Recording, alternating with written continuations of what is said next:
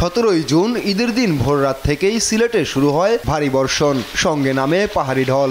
সকাল হতে না হতেই তলিয়ে যায় মহানগরের অনেক এলাকা। গত কয়েকদিনের টানা বর্ষণে জেলার বিভিন্ন স্থানে বন্যা পরিস্থিতির অবনতি হয়েছে। জেলার 5টি নদীর পানি বিপদসীমার উপর দিয়ে প্রবাহিত হচ্ছে।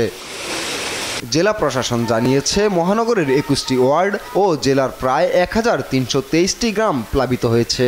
এতে 6,75,937 জন মানুষ বন্যা আক্রান্ত। এর মধ্যে সিলেট মহানগরেই পানিবন্দী 1.5 লক্ষ মানুষ। বাসায় যাবো, আপনার চিন্তা করতেছি কীভাবে যাবো, রিক্সা নেই, আপনার যানবাহন নেই, আপনি বাসার দিকে আপনার পানি হয়ে গেছে। আপনি অফিসে যাওয়ার কোনো সুবিধা নাই, এখানে ট্রান্সপোর্টের ব্যবস্থা নাই। যে বন্যার কারণে না পারি গাড়ি চালাইতে, না পারি ঘর থেকে বাইরে হইতে, খুবই সমস্যার মধ্যে আছি আমরা। বলতে আর যে সীমাহীন অবস্থা, দুর্ভোগের মধ্যে আমরা আছি।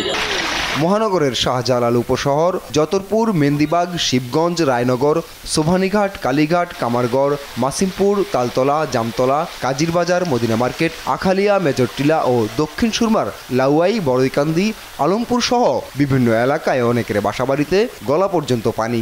নিচু এলাকাগুলোর কলোনি বা বাসাবাড়ি প্রায় পুরোটাই তলিয়ে গেছে বন্যার পানিতে। এতে চরম বিপাকে এসব এলাকার মানুষ। বিশেষ করে আমাদের উপশহর এলাকাটা খুবই নাজুক অবস্থা। অল্প বৃষ্টিতে উপশহর ড্রেনগুলো পানিতে ভরে যায়, আমাদের বাসা বাড়িতে পানি উঠে যায়। অফিস করতে সমস্যা হচ্ছে, পারলাম না, কোনো বাস উঠতাম পারলাম না, কিলার জোরতাম, কিলা থেকে ভাত খাইতাম। আমরা গরিব সব মরে গেছি, আমরা উপায়টা কিছু হইতো একমাত্র আল্লাহ জানে।